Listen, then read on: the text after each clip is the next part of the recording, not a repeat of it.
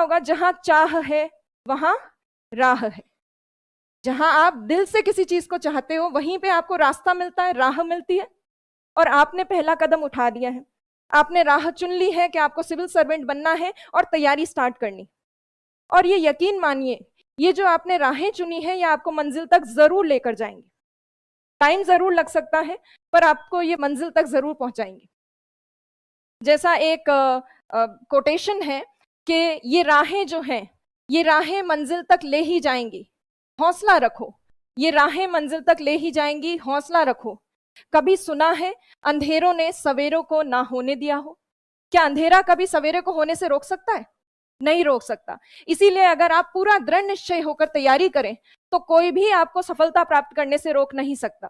अभी बहुत से आलोचक होंगे आपके जीवन में, बहुत से लोग, रिश्तेदार, फ्रेंड्स, कि तुम क्या करने निकले हो, तुम्हें नहीं पता कितना कंपटीशन है, क्या तुम इस कंपटीशन को बीट कर पाओगे, तुम क्या सेलेक्ट हो पाओगे। हमारे मन में ये बहुत सारे डाउट्स होते हैं, हर किसी के मन में होते हैं।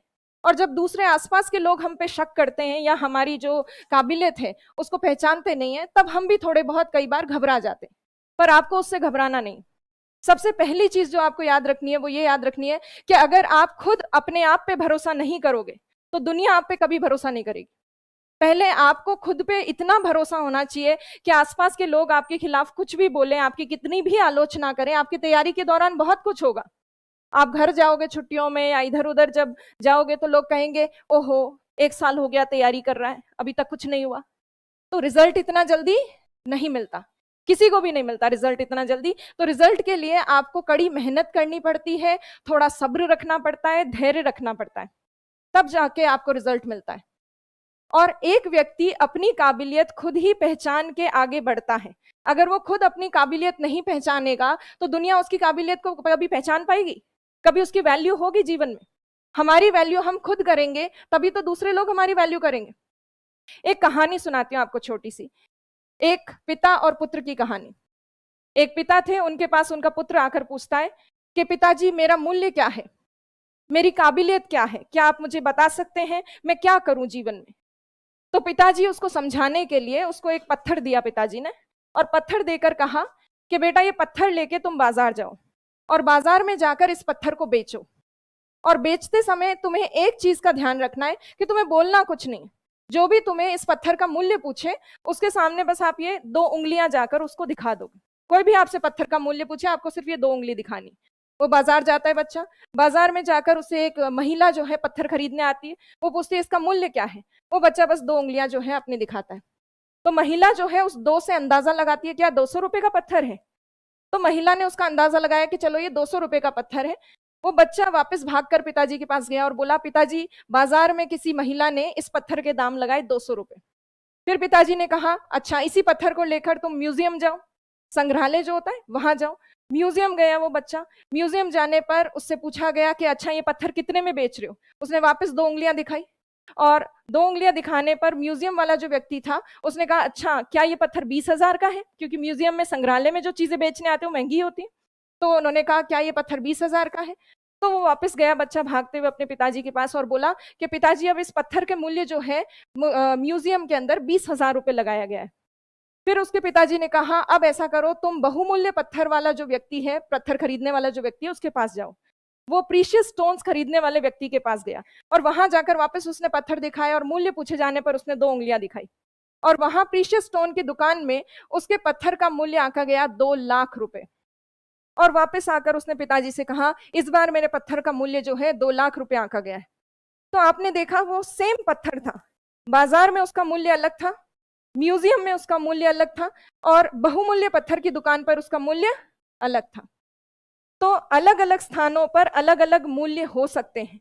आपकी वैल्यू डिपेंड करती है कि आप किस स्थान पर जाकर अपने आप को रखते हो। आप खुद अगर किसी निचले स्थान पर जाकर सेटल हो जाओगे, जीवन में कोई लक्ष्य बड़ा नहीं रखोगे, तो आपका कीमत, आपकी वैल्यू केवल क्या रह जाएगी, उसी निचले स्थान तक रह जाएगी। और अगर कोई बड़ा लक्ष्य बनाकर, बड़ा एम करके आप कोई बड़ी चीज टारगेट करोगे और अपने आप को किसी बड़े ओहदे पर या बड़ी पोस्ट पर सोचोगे तो आपका मूल्य भी बढ़ जाएगा। Your value depends on the place where you place yourself. जिस स्थान पर आप अपने आप को रखते हैं वो स्थान निर्धारित करता है कि आपकी कीमत क्या है। तो आपने सबसे बड़ी चीज जो आज की है अपने जीवन में ये फैसला किया है कि सिविल सर्विसेज में जाना है, आरएएस बनना है, जो राजस्थान की सर्वश्रेष्ठ सर्व सम्मानित जो सेवाएं हैं उनमें आप आना चाहते हो, तो इसके लिए आप अपने आप को शाबाशी दो। आपने बहुत बड़ा निर्णय लिया है कि आपने अपने आप को कम नहीं आका, आपने अपने आप को ज्यादा आका है, अच्छा आका है, और आपने अपने आप को एक बेस्ट प्लेस पे आकर और खड़ा करने की कोशिश की, जिसके लिए आप लोग सब जो हैं और आपके पेरेंट्स जिन्होंने आपको यहाँ भेजा है वो सब के सब जो हैं बधाई के पात्र हैं। रियल में बहुत बड़ा डिसीजन होता है, आपको लगता है बहुत छोटा डिसीजन है, पर किसी से पूछो आम लोग ये डिसीजन ले ही नहीं पाते, बहुत कठिन होता है, क्योंकि जिस तरह की परिस्थितियां होती हैं सबके घर में, सबके कोई ना कोई समस्याएं होती हैं, और ऐसी समस्याओं से उभर कर और बड़ा कुछ सोचना जीवन में वो बहुत बड़ी बात है। तो इसीलिए इस कहानी से आप ये याद रखो कि आपकी वैल्यू कौन तय करेगा, आप किस स्थान पर अपने आप को रखते हो, और रखने की जो है काम वो किसका है, आपका खुद का है। तो आप अपने आप को बेस्ट प्लेस पे रखो, आपकी बेस्ट वैल्यू होगी, आपका मूल्य बढ़ जाएगा। तो इसीलिए सबसे बड़ी चीज तो आपने आज ये कर ली है, ये निर्णय ले लिया है कि आरएस बनना है। और जैसा मैंने कहा, जहां चाह है वहां राह है। रास्ते आरएस के बहुत लंबे हैं, जैसे आपने सुना होगा, पढ़ा होगा, कहीं तो पता होगा आपको कि आरएस एक लंबी प्रक्रिया है जिसमें 3 स्टेप्स होते हैं बड़े बड़े। पहले होता है प्री का एग्जाम, फिर होता है मेंस का लिखित परीक्षा, और उसके बाद तीसरी पड़ाव जो है उसमें क्या होता है, आपका इंटरव्यू। तो 3 प्रोसेस हैं, तीनों प्रोसेसेस के बीच में कुछ महीनों का अंतराल होता है, कुछ मंथ्स होते हैं। और ये जो प्रोसेस है अपने आप में, पहले आप 1 साल भर तैयारी करते हो, उसके बाद आप एग्जाम देते हो, एग्जाम खुद अपने आप में प्रोसेस ले लेता है 1-1.5 साल का। तो इसका मतलब ये प्रोसेस बहुत लंबा है, और इतने लंबे प्रोसेस में अगर आपको टिके रहना है तो आपको एक तो होना चाहिए सेल्फ कॉन्फिडेंस, खुद पे विश्वास होना चाहिए कि हाँ मैं कर दिखाऊंगा, समय जरूर लग रहा है पर मैं कर दिखाऊंगा, एक तो ये होना चाहिए। दूसरा, आपको पेशेंस रखना पड़ेगा, धैर्य रखना पड़ेगा। धैर्य बिना रखे जो है कोई आरएस में सफल नहीं हो सकता। पूजा करके होंगे कोई, उनके पेरेंट्स बुला रहे नीचे, पूजा पूजा सरनेम पूजा छिपा, पूजा, हाँ आप यहाँ से जाओ, आगे चलो। तो इसीलिए धैर्य रखना बहुत जरूरी है। एक दिन में आपको सफलता नहीं मिलेगी, बहुत आपको परिश्रम करना पड़ेगा, मेहनत करनी पड़ेगी, रेगुलर स्टडीज करनी पड़ेगी, पढ़ाई करनी पड़ेगी, तब जाके आप आरएस का लक्ष्य प्राप्त कर पाओगे। पर जैसा आपको सर ने बताया अभी अभी कि बाकी सब चीजों की तुलना करें, अगर हम जैसे किसी बिजनेस को सेटअप करने की तुलना करें, या फिर आप किसी राजनीतिक पार्टी में जाकर नेता बनने का प्रयास करें, तो उसमें बहुत वर्ष लगते हैं। आरएस तो उसकी तुलना में थोड़े कम ही वर्ष ले रहा है। तो सबसे सरल तरीका अपने जीवन को अच्छा बनाने का, सार्थक बनाने का क्या हो सकता है, सिविल सेवाओं के कॉम्पिटिटिव एग्जाम्स देकर और सीधे बड़े ओहदे को प्राप्त करना। इससे सरल कुछ भी नहीं है। आपको सिर्फ एक एग्जाम देना है, एग्जाम पास करना है, उसमें टॉप किया तो आपको सर्वश्रेष्ठ जो आपकी ये है सर्विसेज, उसमें आपको पोस्टिंग मिल जाएगी।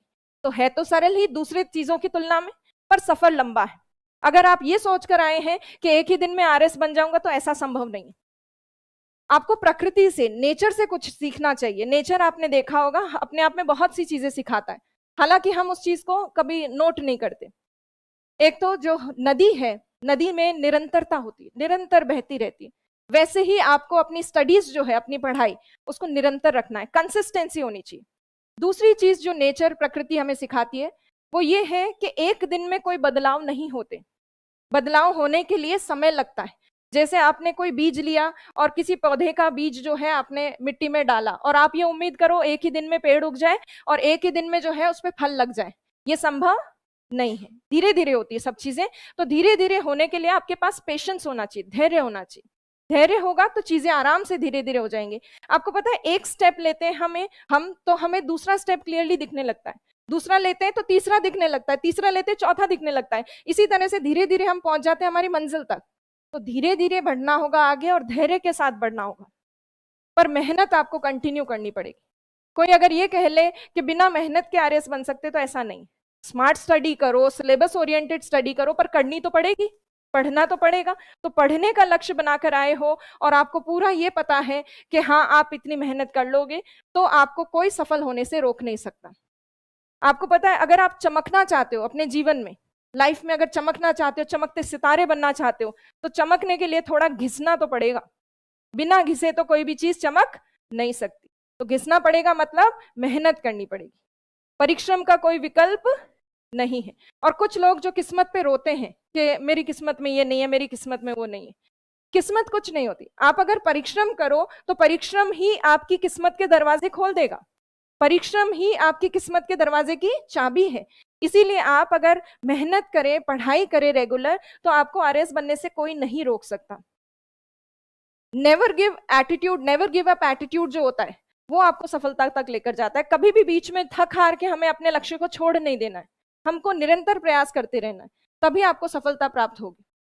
आपको पता है कंसिस्टेंसी, जिसको हम निरंतरता कहते हैं, कंसिस्टेंसी या निरंतरता एक सामान्य से व्यक्ति को भी सर्वश्रेष्ठ बना सकती अगर वो लगातार प्रयास करे तो। कंसिस्टेंसी कैन कन्वर्ट और ट्रांसफॉर्म एवरेज इनटू एक्सीलेंट। कोई भी एवरेज चीज को एक्सीलेंट बनाया जा सकता है कंसिस्टेंसी से। आपने एक बहुत सामान्य सा, एक बहुत कॉमन दोहा सुना होगा, करत करत अभ्यास जड़मति होत सुजान, रस्सी आवत जात है सिल पर करत निशान। तो सोचिए, रस्सी भी अगर पत्थर के ऊपर निशान कर सकती है लगातार, अगर वो चले उस पत्थर के ऊपर। आपने ये भी सुना होगा कि पानी की बूंद किसी पत्थर पर जब लगातार गिरती है तो वो पानी की बूंद पत्थर में भी सुराख कर देती है, छेद कर देती है।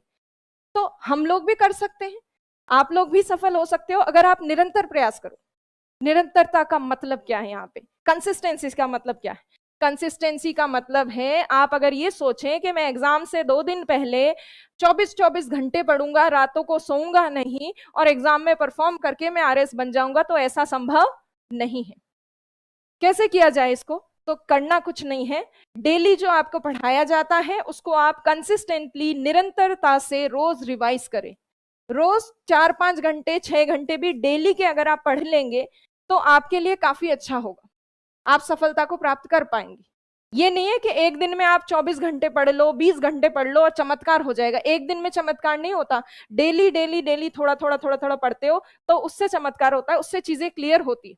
और कई बार ऐसा होता है कि कोई कॉन्सेप्ट जो आज आपने पढ़ा, आप थोड़ा सा उस पर विचार करते हो, उसको रिवाइज करते हो, 2 दिन बाद दोबारा उसको रिवाइज करते हो। कभी आपने ऐसा नोटिस किया है कभी भी पढ़ाई करते वक्त कि एक किताब को जब हम सेकेंड टाइम पढ़ते हैं, दूसरी बार थोड़ा ज्यादा अच्छे से समझ में आती, तीसरी बार पढ़ते हैं तो उसमें कोई नया पहलू हमारे सामने आता है जो हमें फर्स्ट रीडिंग में नहीं समझ में आया था।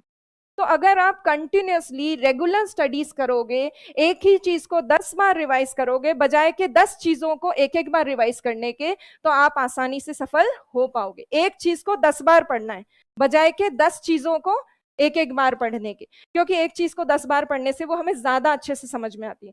कॉन्सेप्ट्स अगर क्लियर हैं आपको, कई सारे सब्जेक्ट्स ऐसे हैं जो कॉन्सेप्ट पे बेस्ड है, जिनके अंदर आपको अगर उसकी मूल अवधारणा, बेसिक कॉन्सेप्ट्स वगैरह पता है तो आप आराम से एग्जाम में उसको क्लियर कर सकते हो सब्जेक्ट को, उसमें रटने की भी जरूरत नहीं होती। कुछ सब्जेक्ट्स ऐसे होते हैं ना समझने वाले, अंडरस्टैंडिंग बेस्ड, उनको आप एग्जाम में आराम से डील कर सकते हो।